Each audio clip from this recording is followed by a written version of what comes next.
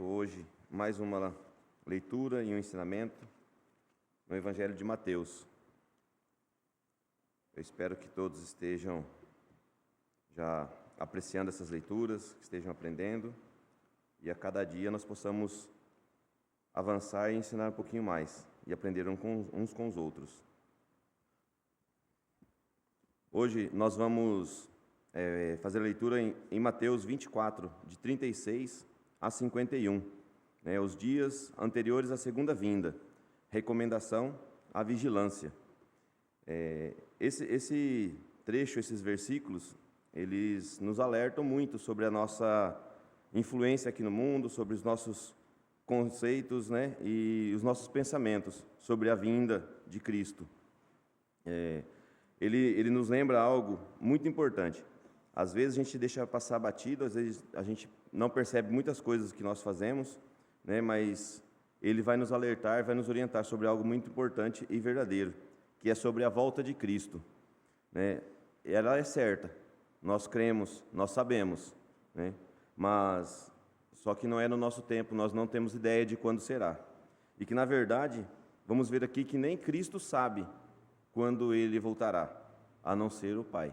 Somente o Pai sabe. Então, nós devemos estar sempre vigilantes, quanto a isso. Eu vou fazer a leitura, então, Mateus 24, 36 a 51. Peço que os irmãos acompanhem. Mas, a respeito daquele dia e hora, ninguém sabe, nem os anjos dos céus, nem o Filho, senão o Pai. Pois, assim como foi nos dias de Noé, também será a vinda do Filho do Homem.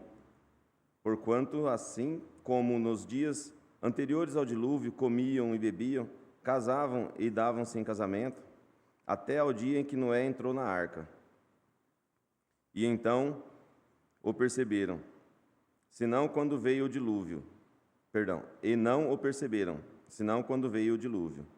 E os levou a todos. Assim será também a vinda do Filho do Homem. Então, 2 entrarão no campo, um será tomado e o outro deixado. 2 estarão trabalhando no moinho, uma será tomada e deixada a outra.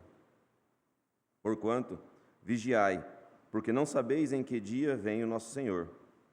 Mas, considerai isto, se o pai de família soubesse a hora que viria o ladrão, vigiaria e não deixaria que fosse arrombada a sua casa. Por isso, ficai também vós apercebidos, porque a hora em que não cuidais, o Filho do Homem virá.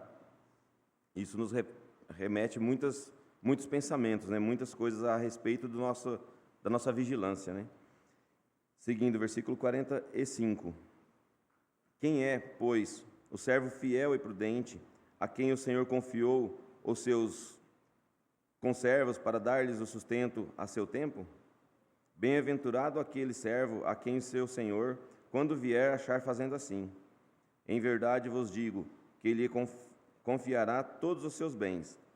Mas aquele servo, sendo mau, disser consigo mesmo: meu senhor, demora-se, e passar a espancar os seus companheiros e comer e beber com ébrios, virá o Senhor naquele servo.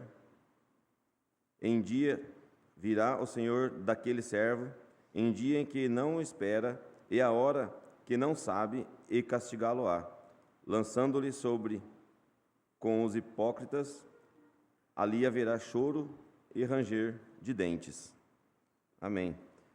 Bom, nesse trecho nós podemos ver, além do ensinamento, um alerta, e também assim, que devemos estar sempre confiantes, Vamos fazer uma oração, vamos dar início então aos estudos, e que os irmãos já comecem a refletir sobre a questão da vigilância, sobre essa recomendação que Cristo nos dá sobre a sua segunda vinda.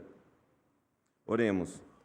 Grandioso Pai, nosso Deus, nós estamos aqui na Tua presença, Senhor, pedindo que nos oriente, que nos dê sabedoria, que nos guie perante as Suas palavras, que possa nos ser útil e confiável a Ti, Senhor, que nós possamos fazer jus ao que o Senhor nos pede, possamos estar sempre alerta, sempre confiantes, que nossos corações e nossos espíritos vigiem dia e noite, sem cessar, Senhor, até que venha e nos salve, nos leve contigo. Em nome de Cristo nós oramos. Amém. Bom, irmãos, nesse trecho, no versículo 36, um dos versículos-chave também, né? Porque eles são uns versículos centrais, né? O versículo 36 e o 42, eles nos remetem a algo muito mais forte. O 36, por exemplo, ele nos fala a respeito do dia e da hora, né? Que ninguém sabe, né? Nem mesmo os anjos sabem quando o Filho de Deus virá. Nem mesmo ele sabe, senão o Pai. Isso nos deixa bem claro, né, que ninguém sabe mesmo, não tem como eu falar, eu imagino, não. Ele virá. Sabemos e cremos que Cristo virá, né? Isso nos ensina humildade diante da soberania de Deus. Nós devemos ser humildes e confiantes, né? A doutrina batista, né, muitas vezes nós podemos nos apegar em algumas coisas e no modo geral, né? Mas assim, a doutrina ela rejeita cálculos e especulações sobre datas. Nós não devemos pensar, calcular datas. Nós devemos ter o foco apenas em Cristo, o foco nas Escrituras, né? O intuito, o nosso foco não é em tentar adivinhar, tentar imaginar quando Ele virá para que eu possa me preparar, né? Nós devemos viver preparados, devemos estar sempre preparados para a vinda de Cristo, pois, como nós podemos ver em outras passagens também aqui nas Escrituras, né, esse momento, essa data, somente Deus é capaz de dizer. E Ele não vai chegar e dizer para nós quando será. Por quê?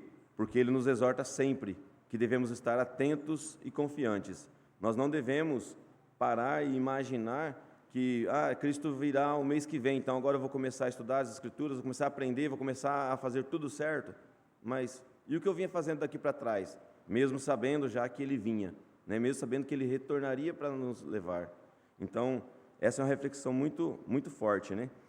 E no versículo 42, né, diz, vigiai, pois, porque não sabeis em que dia vem o nosso Senhor. Então, sempre vigiantes, né?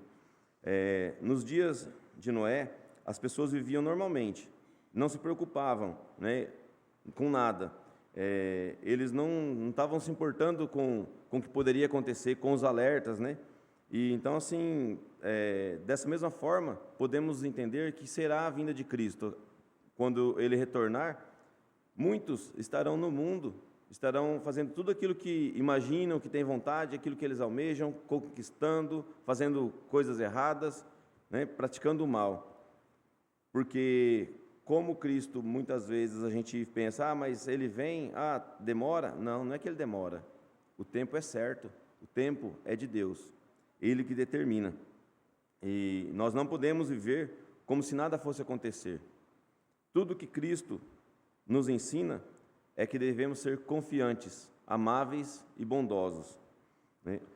Depois nós temos um trecho entre o versículo 40 e o versículo 41. Um será tomado, outro deixado, né? Então, o que quer dizer isso? Um será tomado e outro deixado. Quer dizer que onde tiver duas pessoas, um vai e o outro fica, né? Então, se tiver dois de nós lá, e aí? Vamos tirar um... Quem vai ficar? Não, não é por aí. O ensinamento, ele é um alerta e uma orientação, né? Então, quando fala um será tomado e o outro será deixado, né?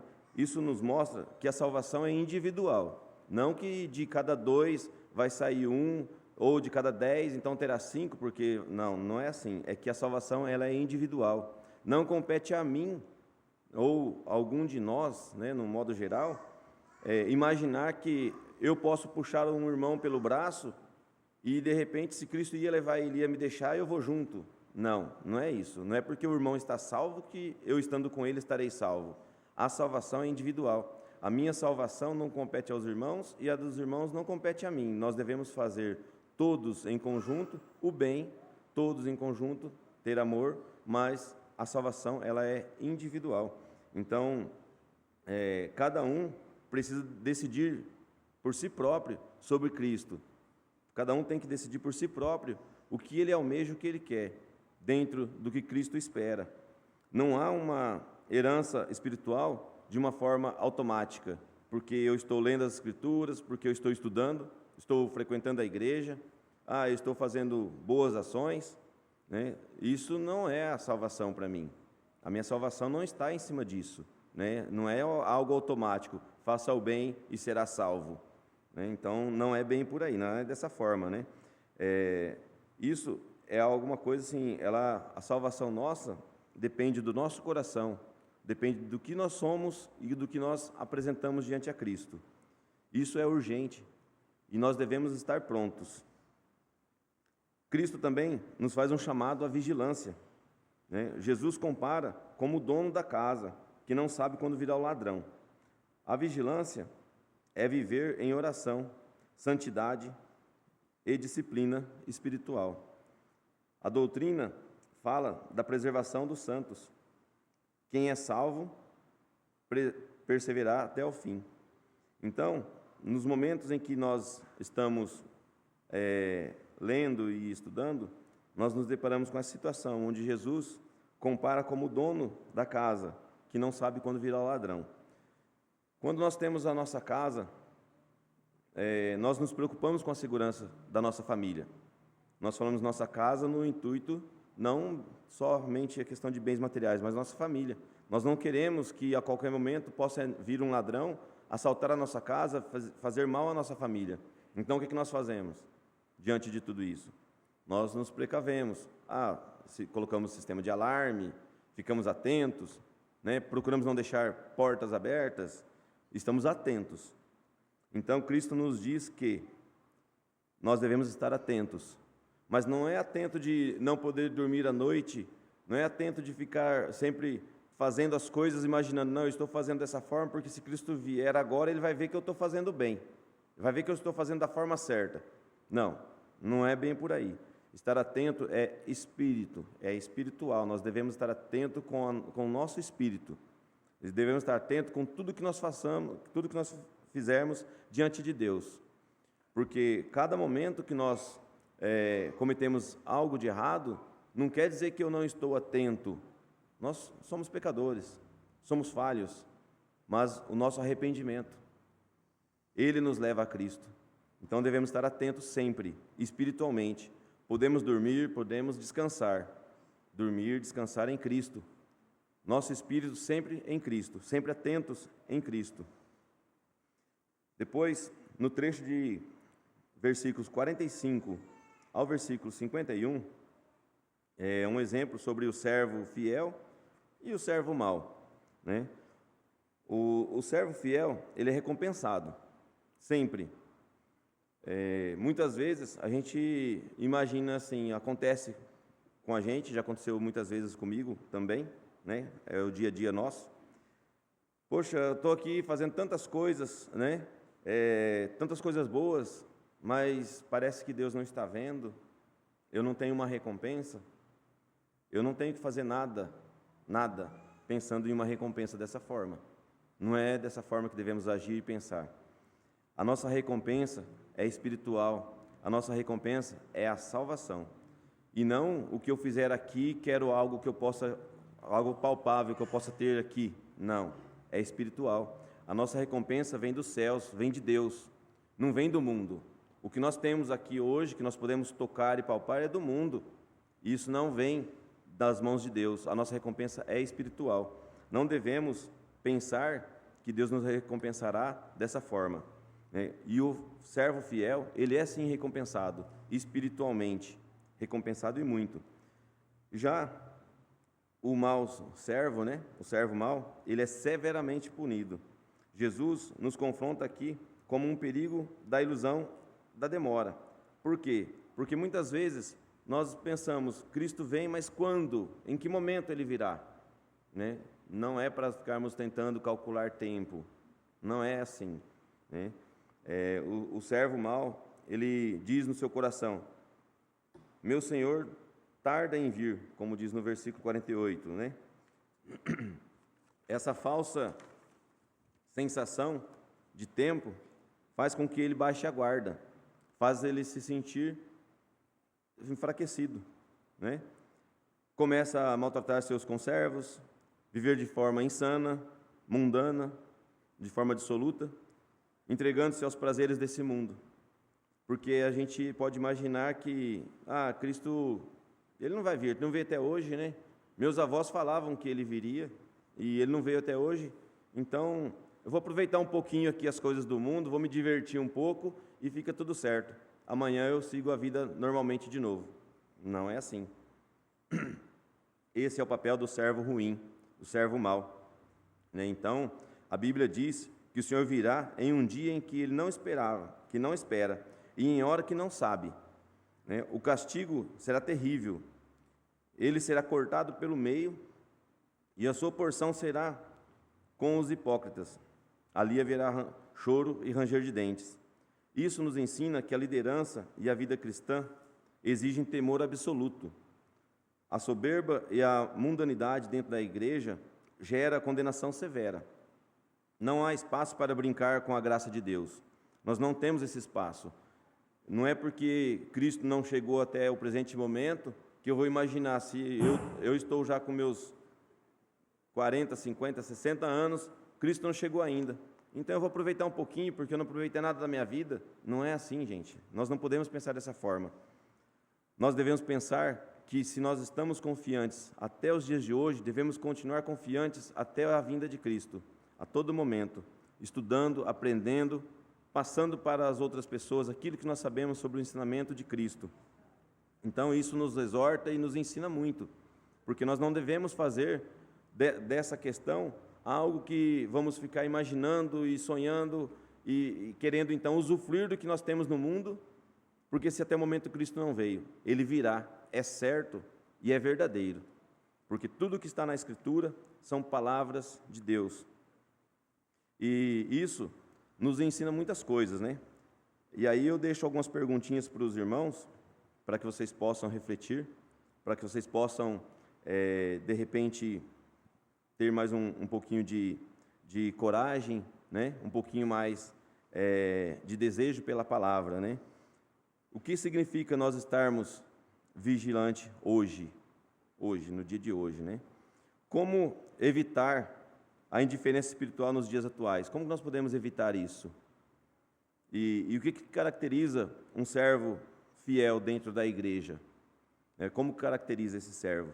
Então, essas são perguntinhas básicas para os irmãos refletirem, para poder analisar um pouquinho sobre cada coraçãozinho aqui presente, que possa então imaginar como que nós devemos ser vigilantes, como Cristo espera que nós sejamos vigilantes, né? A vigilância não é algo de nos causar medo, nós não podemos sentir amedrontados por termos que estar vigilantes. É como se nós estivéssemos em uma empresa trabalhando e de repente o nosso patrão não está presente. Nós estamos então tranquilos, ele não está vendo. Se eu fizer algo errado, ele não vai ver. Não, está errado sim, eu estou fazendo errado. Não é porque ele não está presente que eu vou relaxar a minha conduta dentro do meu trabalho, né? Eu tenho que estar sempre fazendo da forma correta, da forma que me foi ensinado. E as Escrituras nos ensinam a fazer da forma correta. Nós devemos fazer sempre da forma correta, esperando que Cristo venha, né? Devemos viver em santidade, anunciar o Evangelho, esperar com a esperança voltada somente a Cristo, somente nele. Nós cremos que a volta de Jesus é certa, e isso deve nos motivar à missão e à santidade diária. A cada dia nós devemos ser motivados por nós mesmos, por nossos corações, a manter em santidade, né? Como que o Senhor ele possa nos encontrar na vinda dele, como sendo sim seus servos fiéis, seus servos verdadeiros, né? Seus servos bons, né? A santidade diária, nós podemos imaginar que não é algo simples de conseguirmos manter, mas não é algo impossível. Deus, Ele nos exorta, Cristo deixou bem claro, Ele venceu o mundo, né? Então devemos batalhar para vencer também, devemos batalhar e ficar em santidade, para que quando Cristo voltar, nos encontre da forma que Ele deseja, para que possamos ser levados por Ele para a vida eterna, que esta será a maior graça de Deus para nós.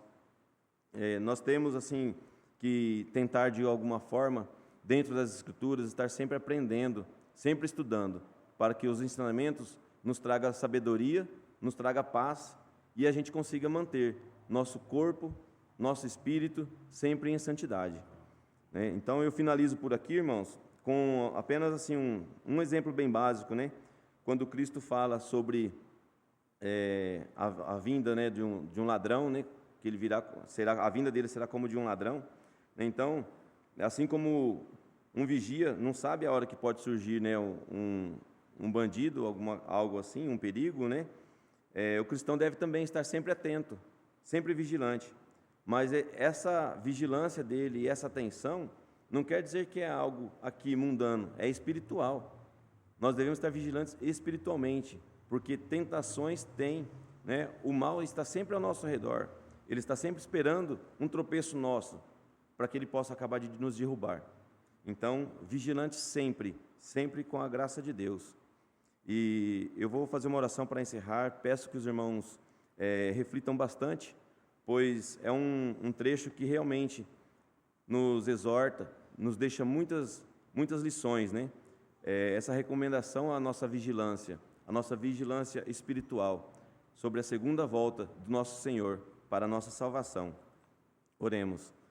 Grandioso Pai, nosso Deus soberano, que este momento tenha deixado aos nossos corações com muita fé, esperança e sede de Sua palavra, Senhor. Que a cada momento que nós estudamos a Sua palavra, possa entrar em nossos corações, possamos refletir sobre tudo aquilo que é passado a nós.